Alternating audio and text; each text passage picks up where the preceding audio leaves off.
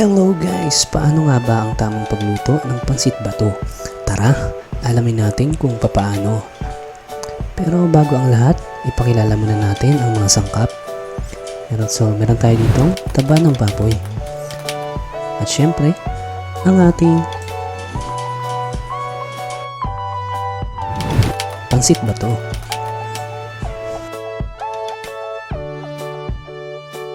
Pechay. Pwede nyo rin palang gamitin ang repolyo or kung ano yung available sa inyo. Siyempre, meron po tayo ditong carrot, chayote, bawang at sibuyas. So, ito ang magbibigay kulay sa ating lulutuin pansit bato. At hindi mawawala ang ating pampalasang Knorr Cube. So, hindi po ito sponsor ha. Nga pala, lalagay ako dito ng barbecue hot chili sauce. Kung not available sa inyo, pwede naman kayo gumamit ng oyster sauce. At syempre, ang magbibigay ng magic sa ating niluluto.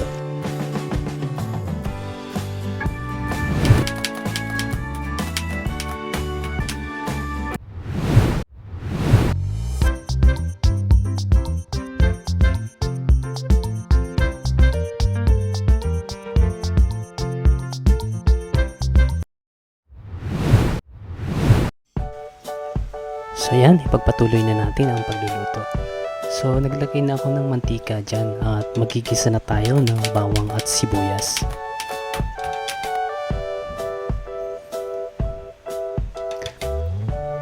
Ayan, ilagay na natin ang bawang.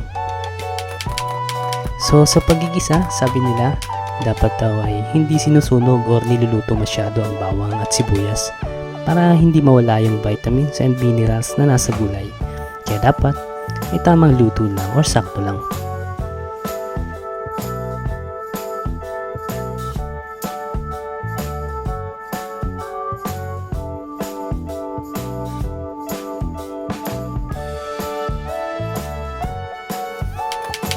So ayan, inilagay ko na ang taba ng baboy.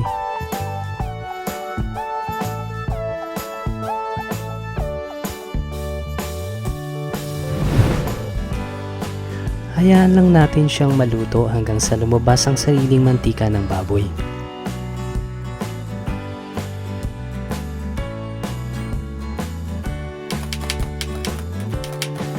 So ayan, inilagay ko na nga dyan ang sayote. Kung mapapansin nyo, no, parang hindi na fresh yung ating sayote. Gawa ng ito po ay stock lamang sa rep. Pero pwede pa namang gamitin. Ayan. Naglagay na ako ng toyo at barbecue sauce dyan para masipsip na ng sayote yung sauce habang naluluto. At inilagay ko na rin ang carrot. Hayaan lang nating maluto yung gulay at mamaya ilalagay na natin yung pechay.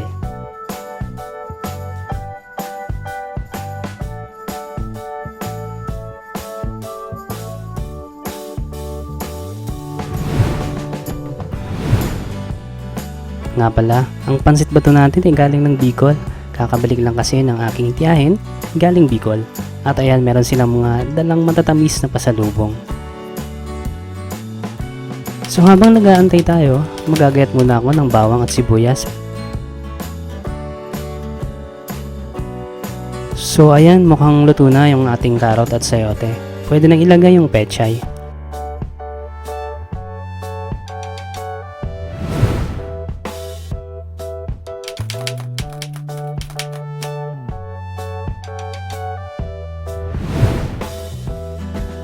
Next step natin, magigisa ulit tayo ng sibuyas at bawang para sa mainit na tubig.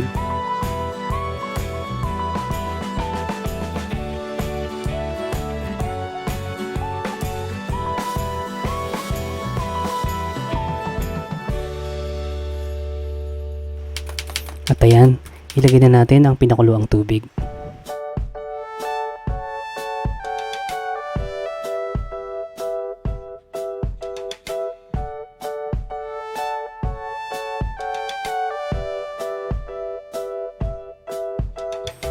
So ayan, maglalagay ulit ako ng konting toyo.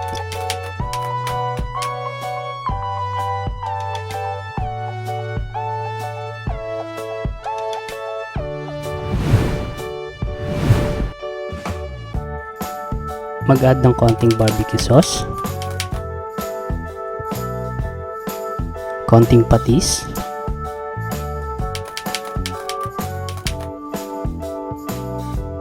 at syempre, ang magic sarap ilagay na natin.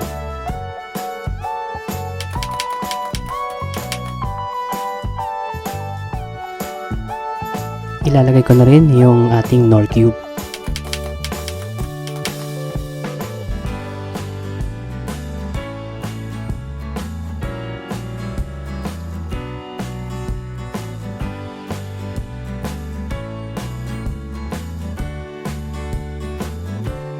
Ayan, magdadagdag tayo ng konting tubig para matansya natin kung gaano karami yung ilalagay nating pansit.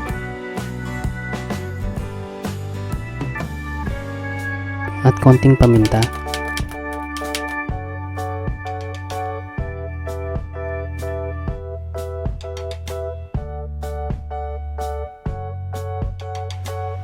Halu-haluin lang natin para matunaw yung Knorr cube na inilagay ko kanina. Ayan, tikman na rin natin para malaman natin kung magdadagdag ba tayo ng asin or kahit hindi na. Actually, kahit hindi na, no? Kasi yung ating pansit bato ay timplado na yan.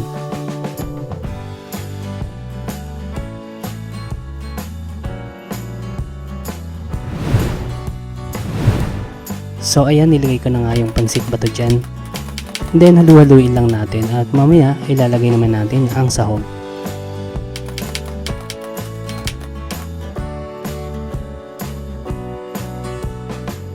Ayan, hayaan lang natin na sipsipin ng pansit yung sabaw.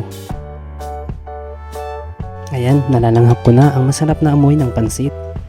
Naalala ko lang, no, sa Bicol, madalis itong gawing pang merienda sa mga nagtatrabaho doon sa may palayan. Siyempre, laging kapartner nito ang tinapay. Minsan, masarap din to sa tinuguan. Siyempre, hindi rin ito mawawala, no, sa mga padasal at birthdayhan. Sabi nga nila, ang pansit daw ay pangpahaba ng buhay. Pero pag nasobrahan ka naman sa kain, nako, baka ma-diabetic ka naman.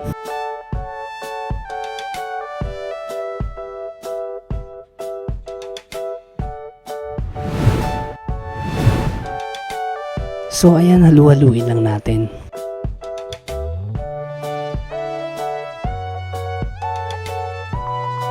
Then maya-maya ilalagay na natin yung gulay.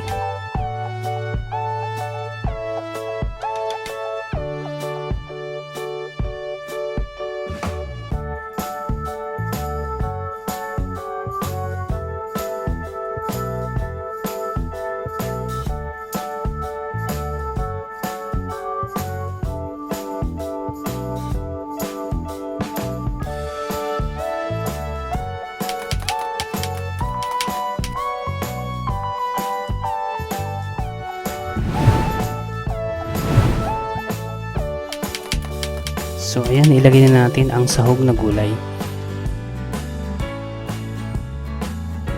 So ayan, halu-haluin lang natin, no.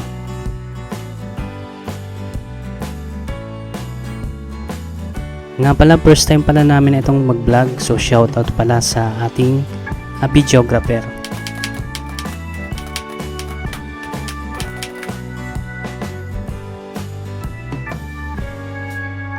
Ayan, halu-haluin lang natin.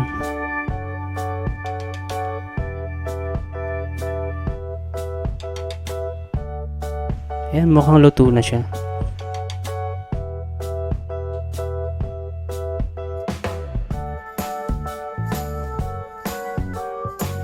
Nga pala, no, kung may gusto kayong ipaluto, comment nyo lang dyan sa may baba.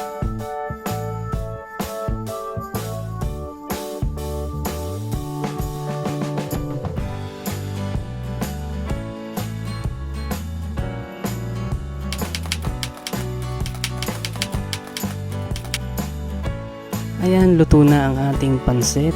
So, pwede nang hainin.